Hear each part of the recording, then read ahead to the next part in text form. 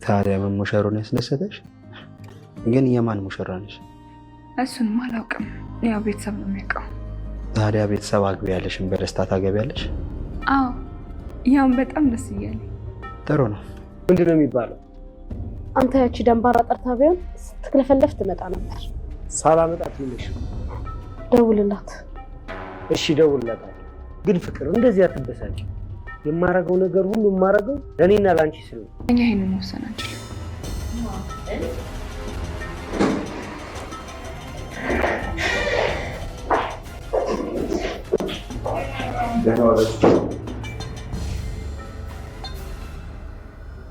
አባዬ በቲና እርዳታ ምክንያት ወደ ቤት ሊመለስ ችሏል። እስቲ የቲና ተግባር ያስደሰታችሁና አባዬ ወደ ቤት መመለሱም ጭምር ያስደሰታችሁ ይህን ቪዲዮ አንዴ ላይክ እያደረጋችሁ። ታዲያ የአባዬ መፈታት በጣም የሚያስደስት ነገር ቢሆንም ግን ደግሞ ናቲ አሁንም ድረስ ራሱ ላይ ነጥብ ያስቆጠረ ይመስላል ማለት ነው። እሱ ለምን የአባዬን ቤት ሊቀማው እንደፈለገ ባይታወቅም ግን ደግሞ አሁንም ቤቱ ተሽጦ አባዬ ይፈታ የሚለውን ሀሳብ እንደያዘ ነው ማለት ነው። ታዲያ ብሩን በብድር መልክ ልስጣችሁ ወይም ደግሞ ሌላ መፍትሄ ፈልገን አባዬን እናስፈታ ሳይሆን እሱ ትኩረቱን ያደረገው ያ ቤት እንዲሸጥ ነውና ምናልባትም ይሄን ነገር አባዬ ሰምቶ ሊሆን ይችላል ማለት ነው። እነሱ እየመጡ ገና በር ላይ ሲደርሱ ነበር ማለት ነው ናቲ ይሄንን ነገር ሲያወራ የነበረው።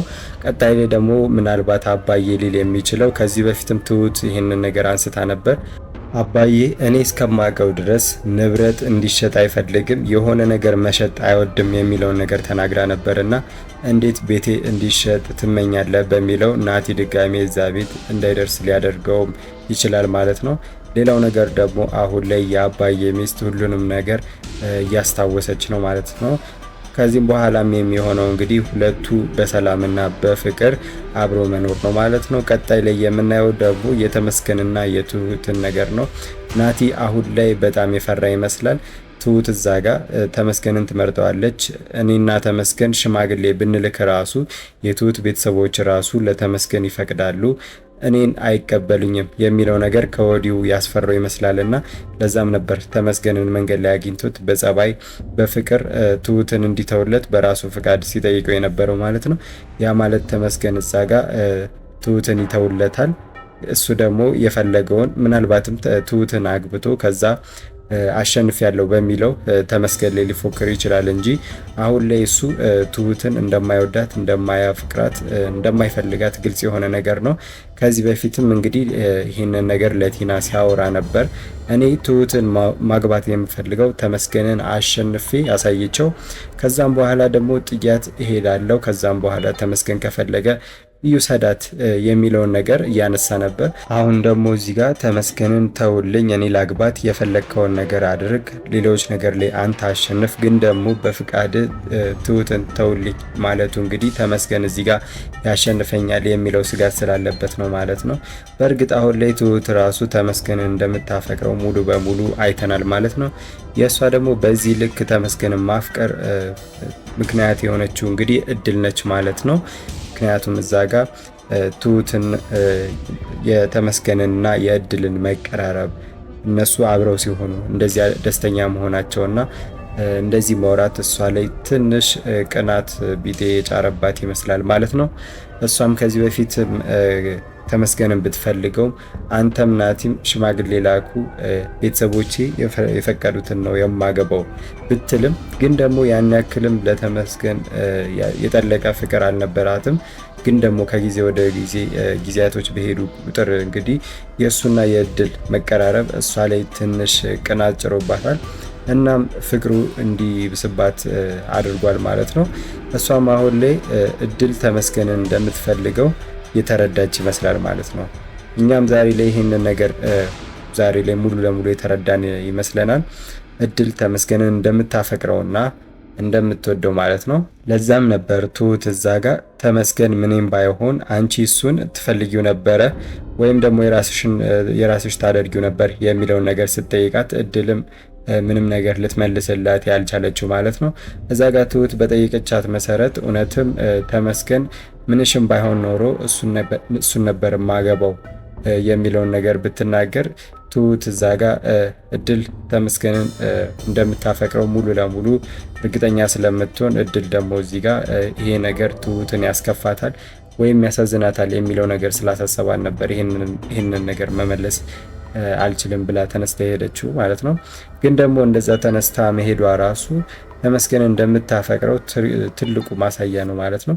ግን ደግሞ እሷ እዚህ ጋር ምንም ነገር ልታረጋ አትችልም። ተመስገንም ትሁት ነው ይፈልገው ለትሁት ብሎ ብዙ ዋጋ ከፍሏልና በሁለቱ መካከል ደግሞ ልጅም አለ። አሁን ላይም ደግሞ ይፋቀራሉ ማለት ነው። እድል እዚህ ጋር ምንም ነገር ማድረግ አትችልም። ምንም ያክል እንኳን ተመስገንም ብትፈልገው ብትወደውም እንኳን እሱም ሌላ ሴት ስለሚወድ ሌላ ሴት በልብ ውስጥ ስላለች እዚህ ጋር እንደ እህትና እንደ ወንድም አብሮ መቀጠል ይችላሉ ማለት ነው። ሌላው ነገር ደግሞ እድልን አንድ ያሳሰባን ነገር አለ። አሁን ላይ የአባዬ ሚስት ትውስቷ ሙሉ ለሙሉ ተመልሷልና ትውስቷ ከተመለሰ የበፊት ህይወቷ ውስጥ እኔ ስለሌለሁኝ ወደ ቀድሞ ህይወቷ ከተመለሰች ለእኔ ያላት ፍቅር ይቀንሳል፣ እኔን የምትንከባከበኝ ነገር ይቀንሳል የሚለው ነገር ሲያሳስባት ነበር እና እሷን ብቻ ሳይሆን የአባዬ ሚስት ራሱ ይሄን ነገር ሲያሳስባት ነበር። ምናልባት ሳይታወቀኝ ለእድል ስሰጣት የነበረውን ፍቅር ቀንሰባት ይሆን እንዴ የሚለውን ነገር ትልቅ ስጋት ሆኖባታል ማለት ነው። ማለትም እንግዲህ አይታወቅም፣ እሷም የፈራችው ነገር እውነት ሊሆን ይችላል ማለት ነው። በፊት ላይ አደጋው ከደረሰባት በኋላ እንግዲህ እሷ የምታውቀው እድልን ነው። እድልን ነበር እንደ ልጇ ስታሳድጋት የነበረው፣ እሷን ብቻ ነበር ስትወድ የኖረችው ማለት ነው። አሁን ደግሞ ትውስቷ ተመለሰ ማለት ያላትን ነገር በሙሉ ታስታውሳለች ማለት ነው። ባለቤቷንም ከዚህ በፊት ለእድል ብቻ ተሰጠው የነበረውን ፍቅር አሁን ለነዚህ ሁሉ ስለምትከፋፍል እዛ ጋር ለእድል ሲሰጣት የነበረው ፍቅር እንደሚቀንስባትም ግልጽ የሆነ ነገር ነው። ምናልባት አሁን ላይ አባዬ ወደ ቤቱ ተመልሷልና ሁለቱ የ12 ዓመት ናፍቆ ስላለባቸው ቁጭ ብለው ሲጨዋወቱ አንዳንድ ቦታ ሲሄዱ ወይም ዘመዶቻቸው ሲጠይቁ ሌላም ነገር ሲያደርጉ በዚህ መሀል የአባዬ ሚስት እድልን ልትረሳት ትችላለች ብለን እናስባለን።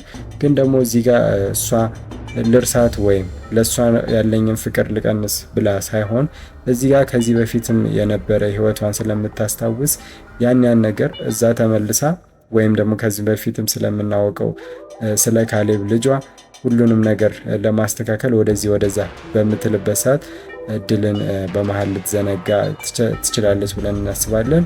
ያ ነገር ደግሞ እድልን ቅር እንደሚላት ግልጽ ነው ማለት ነው። እዚህ ጋር ተመስገን ነገሮችን ተስተካክለው ከትሁት ጋር ይጋባሉ። እዛ ጋር ደግሞ የአባዬ ሚስት ቤተሰቦቿ አሏትና እድል በዚህ መሀል ብቻዬን ቀረሁ የሚለው ነገር ስለሚያሳስባት ምናልባትም ታደርጋለች ብለን የምናስበው ከዚህም በፊትም ሞክራ የነበረው የሰው ቤት በሰራተኝነት መቀጠር የሚለውን ነገር ትቀጥልበታለች ብለን እናስባለን ማለት ነው። በእርግጥ የአባዬ ሚስት ይህንን ነገር አትፈልግም። ግን ደግሞ እድል እዚህ ጋር እማዬ ለእኔ ፍቅር ቀንሳብኛለች፣ ተቀይራብኛለች እያልኩኝ እኔ ለእሷ ያለኝን ፍቅር ከመቀነስ ወይም ደግሞ እሷን ከምቀየማት ዞር ብዬ እየሰራው የመጣው በጠይቃት ይሻላል የሚለውን ነገር እንደምታስብ ግልጽ ነው ማለት ነው።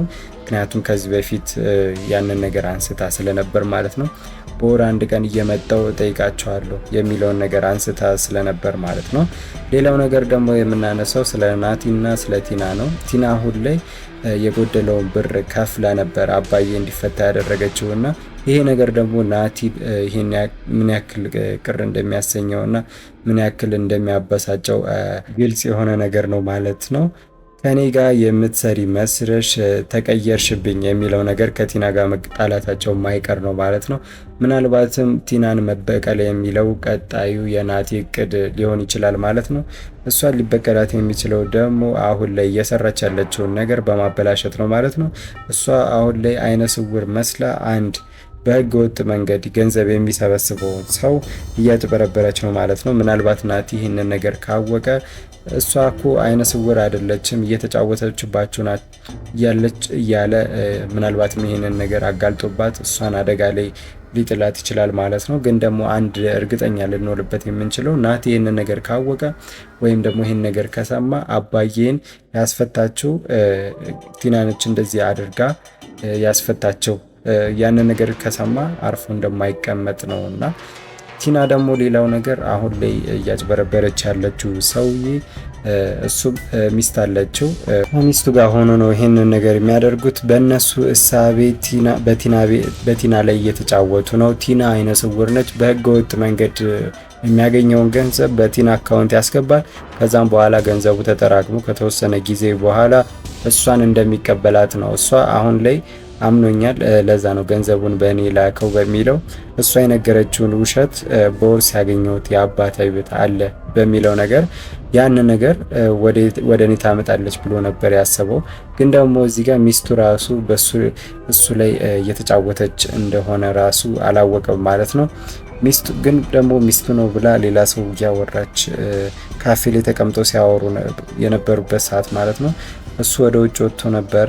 ምናልባት ሚስቱ በስልክ ያወራችው ነገር ራሱ ባለቤቷ ይሁን ወይስ አሁን ቲናን እያጭበረበረች ያለችው ሰው ማለት ነው። ምናልባትም ሚስቱ ወይም እሱ ላይ እየተጫወተችበት ወይም እሱ ልትሸውደው እንደሆነ አውቆ ሌላ ሰው መስሎ በስልክ እያወራት ይሆን የሚለው ነገር በጥርጣሬ መልክ ልናነሳ እንችላለን ማለት ነው።